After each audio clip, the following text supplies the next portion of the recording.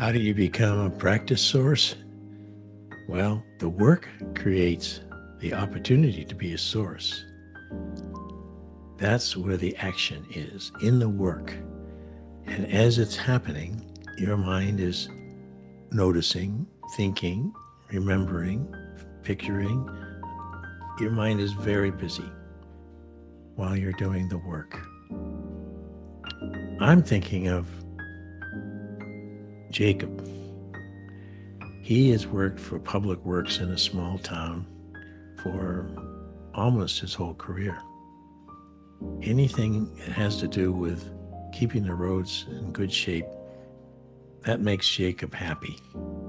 He drives sometime in his own time around looking for possible problems with the roads that he can bring to the attention of the road crew leader. He just loves the roads of this town, and he's very proud of them.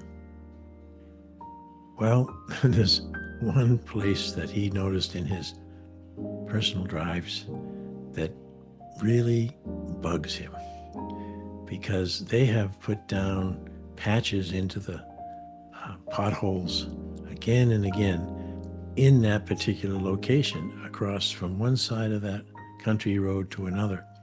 Potholes, fix them. Potholes, fill them. Potholes. The rest of the area above and beyond that area doesn't have as many potholes. So he drove over there one late afternoon after work, and he parked his car where it would be out of the way, and he walked down to that spot on the road, and he looked out into the underbrush on both sides. He looked up and down. He looked at what was going on in that indentation that seemed to keep reemerging no matter what they did. Going a little further into the underbrush, he saw there was a very wet spot, almost like a little mini swamp. And it is very likely that it was draining some of its waters after big rains up to that spot on the road and under it. Yeah, water runs under those tar roads, and it was undermining that particular spot. Now, not many people knew that there was that little patch of water out there, because it was very thick underbrush and lots of poison ivy. But Jacob really said, "To heck with my safety and comfort. I want to find out once and for all." So he came back the next day, and they had a morning crew meeting before they all took off with their various assignments. And he brought up that notorious, now in the town, spot on that particular road. And everyone sort of groaned and, "Oh no, tell me there's no, we just put a filler in those potholes."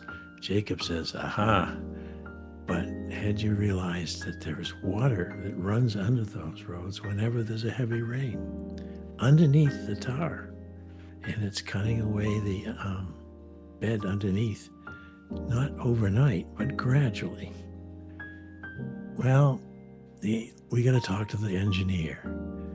The engineer, who had just got through figuring out how to make that road a better drive, said, "Oh, I don't think you're right. There's no sign of water." Jacob said, "Well, you have to get out into the bucket brush. You'll see it." Engineer is a little resistant, but said, "Oh, all right, what can we lose?" So engineer and Jacob and a couple of other crew people made their way through that brush, and there was this little swampy patch that was not as full of water as it had been when Jacob saw it, but still evidence that Jacob's sense of the roads discovered like a detective. It didn't take long for them to come up with a scheme and raise the money to block off that area of the road and rebuild the the surface, and then retar that space.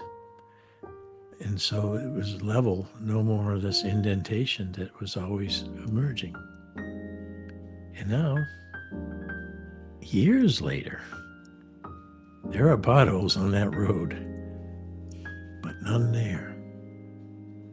And for the residents who live on both sides of that former pesky place, they're delighted. So, Jacob, there's a Jacob in public works everywhere you live or have your businesses. Public works, they pay attention to things that you take for granted and encourage them at the town meetings to don't just complain, but give them credit and give them a chance to show you how important they can be